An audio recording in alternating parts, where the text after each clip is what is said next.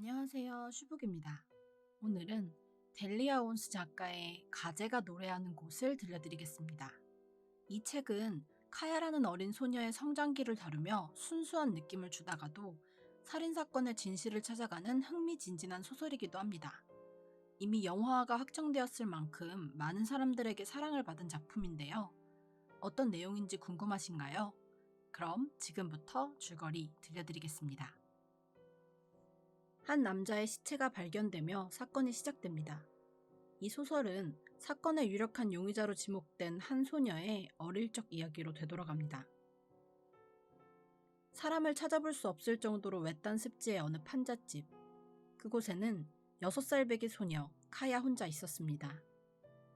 알코올 중독자인 아빠의 욕설과 폭력을 견디지 못한 엄마와 나머지 형제들은 집을 떠났고, 아버지 역시 비정기적으로 집을 들어오다 그마저도 어느 날부터는 오지 않았습니다. 그녀의 삶에서 유일한 행복은 습지에서 얻을 수 있는 예쁜 새의 깃털과 조개 껍질을 수집하는 것뿐이었습니다. 생활에 필요한 물건과 식료품은 갯벌에서 캔 홍합을 판 돈으로 해결하며, 그렇게 어린 카야는 혼자 사는 법을 배워갑니다. 시간이 흘러 카야가 14살이 되었습니다. 여전히 마을에서는 그녀를 습지에 사는 괴물처럼 여겼고, 이따금씩 소년 무리들이 그녀의 판잣집으로 찾아와 카야는 집안에 숨어 무서움에 떨었습니다. 그러던 어느 날 숲속 한 나무 등걸에 검은 깃털이 놓여 있었습니다. 그녀도 보답하듯 마침 그날 아침 발견한 어린 흰머리 수리의 꼬리 깃털을 등걸에 올려두었습니다. 그렇게 누군지도 모르는 이와 선물을 주고받던 카야는 어느 날 그 등걸에 앉아있는 깃털 소년을 마주합니다. 그는 테이트. 어린 시절 그를 본 적이 있었지만 다른 사람을 경계하라는 아버지의 말씀 때문에 항상 도망쳤었죠. 그가 깃털과 함께 남기고 갔던 쪽지를 읽지 못했던 카야. 테이트는 그녀에게 자신이 글 읽는 법을 가르쳐 주겠다고 말합니다. 그리고 이어지는 나날 동안 테이트는 그녀에게 단어를 읽는 법을 가르쳐 주며 일주일에도 몇 번씩 그녀를 찾아옵니다. 카야와 테이트는 숲속 깊은 곳, 가재들이 노래하는 곳에 다 낡아서 쓰러져가는 통나무집을 아지트 삼아 계속해서 만남을 이어갑니다. 카야는 그가 떠나버릴까 차마 묻지 못했던 질문을 입 밖에 내어 물었습니다. 왜 자신에게 이렇게 잘해주는지. 그는 이렇게 한적한데 나와 있는 것도 좋고, 사람들이 무시하는 습지에 대해 카야가 관심을 가지는 것도 좋다고 말합니다. 하지만 차마 카야가 혼자라서 마음이 아프다고, 마을 사람들이 이상한 이야기를 꾸며내고 있는 것도 다 안다고, 남자애들 사이에서 누가 그녀의 순결을 처음 훔칠 것인지 내기를 거는 놈들도 있다고는 말하지 않았습니다. 그날을 기점으로 카야와 테이트는 연인 사이가 됩니다. 시간이 흘러 테이트는 대학에 갈 나이가 되었습니다. 그는 카야와 함께 그동안 연구했던 습지에 대해 더 공부하고 싶어 했죠. 떠나지 말라는 카야의 만류에도 그는 다시 돌아오겠다는 약속을 남기고 떠나갑니다. 그렇게 카야는 다시 혼자가 되었습니다. 돌아오지 않는 테이트를 기다리다 카야는 절망합니다. 그리고 앞으로 아무도 믿지도 사랑하지도 않겠다는 결심을 합니다. 그러나 19살이 된 카야는 다시 한번 체이스 앤드류스라는 소년과 사랑에 빠집니다. 그가 카야에게 접근한 첫 의도는 순수하지 못했지만 마을의 여자들과는 다른 카야의 모습에 그 역시 흥미를 갖게 되었고, 그녀와 함께 보았던 조개 껍데기로 만든 목걸이를 그녀에게 걸어주며 진심으로 다가갑니다. 그렇게 카야는 조금씩 그에게 마음을 열기 시작합니다. 그 즈음 테이트는 그녀를 찾아가 한순간도 사랑하지 않은 적이 없다고 고백하고 용서를 빌 생각이었습니다. 마을에서 떠도는 이상한 소문을 듣고도 사실이 아니길 바랬죠. 그러나 그녀와 함께 있는 체이스를 본 테이트는 분노합니다. 사실 체이스는 마을에서 여러 여자들과 애정행각을 벌이는 바람둥이였기 때문입니다. 테이트는 카야를 찾아가 이에 대해 말을 했지만, 카야는 자신을 두고 떠나갔던 테이트가 더 나쁜 놈이라 소리치며 더 이상 자신의 일에 상관하지 말라고 말합니다. 그렇게 체이스와 사귄 지 1년이 되어갈 무렵 카야는 그와 함께 마을의 무도회를 가거나 그의 집에 방문하고 싶어 했습니다. 그러나 그때마다 체이스는 지금이 좋다며 다 카야를 위해서 그러는 거라고 변명합니다. 카야는 그를 믿고 싶었습니다. 그러나 이내 마을 신문에 난 그의 약혼 소식을 접하고 그녀는 슬픔에 잠깁니다. 테이트는 계속해서 카야를 찾아왔습니다. 그리고 그녀가 모아온 엄청난 수집품들을 보며 그녀에게 책을 출간할 것을 제안했습니다. 그렇게 수입을 얻으면 더 이상 남은 평생을 홍합을 캐지 않아도 될 것이라고 말입니다.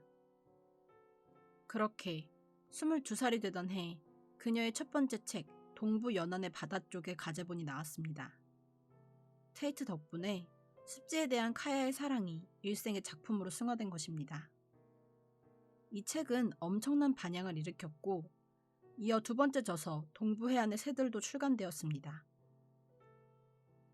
버섯에 관한 책 집필을 위해 카야는 희귀한 독버섯을 보았던 멀리 떨어진 반도를 향했습니다. 그러나 그곳에서 그녀는 체이스를 맞닥뜨립니다. 진정해 카야. 어차피 말도 안 되는 얘기였어. 그게 잘 될 리가 없다는 건 너도 알았을 거 아니야. 옛날의 우리로 다시 돌아가자. 이 말과 함께 체이스는 강제로 카야에게 입을 맞추려 했습니다. 카야의 저항에 아랑곳하지 않고 체이스는 그녀의 옷을 벗기기 시작했습니다. 그녀는 젖먹던 힘을 다해 체이스를 때리고 미친 듯이 도망쳐 나옵니다. 저 멀리서 그의 광기가 번뜩이는 눈을 본 카야는 곧 그가 다시 그녀를 찾아올 것임을 알았습니다.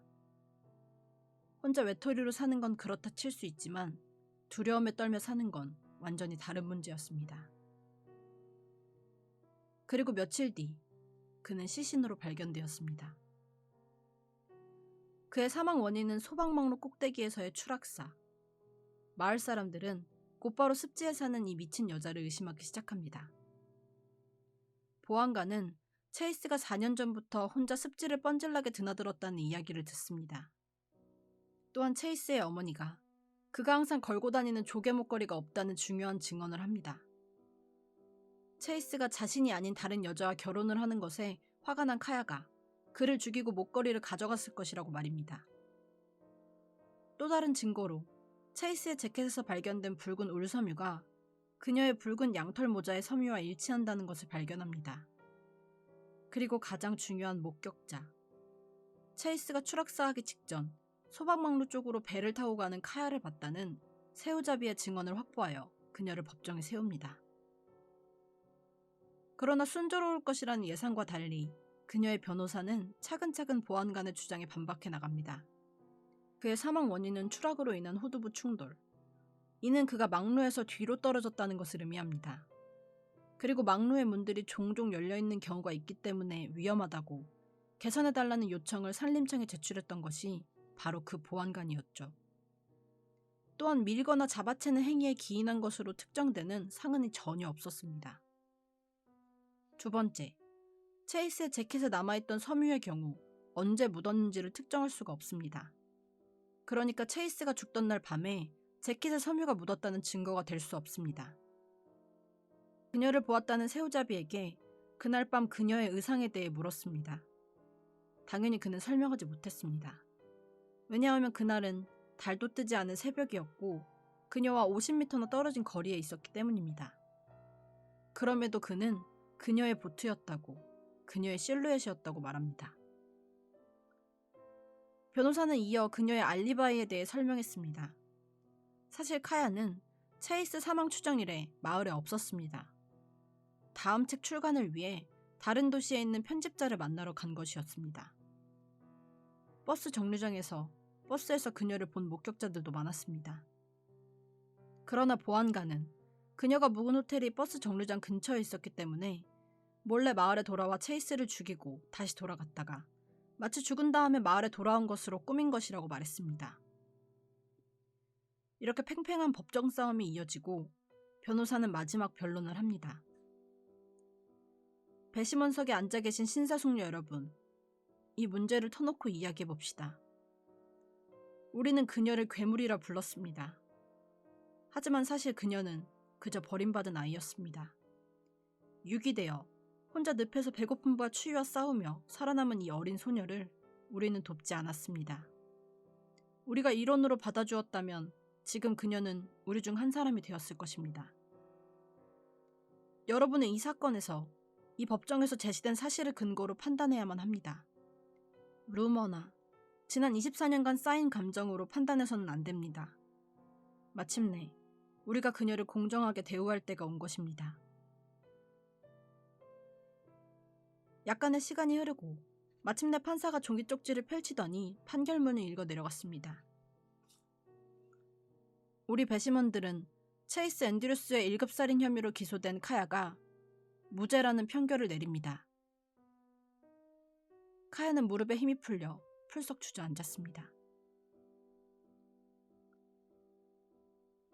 세월이 흐르고 마을은 많이 변했습니다.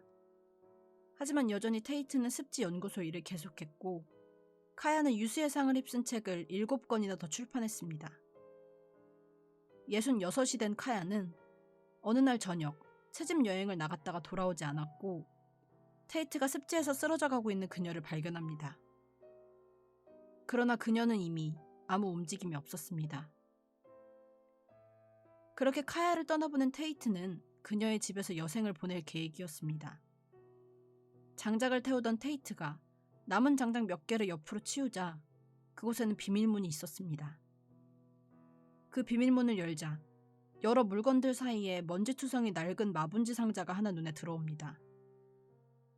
그 상자에는 그녀가 쓴 수많은 시들과 또 다른 작은 상자가 있었습니다.